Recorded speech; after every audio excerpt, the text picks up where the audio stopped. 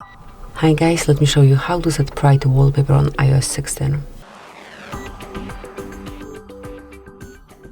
So at first you have to open the settings, then go to Wallpaper and click on Add New Wallpaper.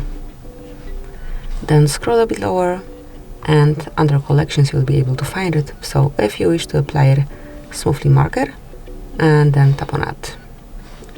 And that's it. Then just click on Set Wallpaper Pair and you will have it on both lock and home screen. You can also do it from your lock screen to do it smoothly. Lock your device and now hold your finger in the middle for a sec. Here you've got the wallpaper service album, and to add a new one, tap on plus icon, and also you can choose here Pride.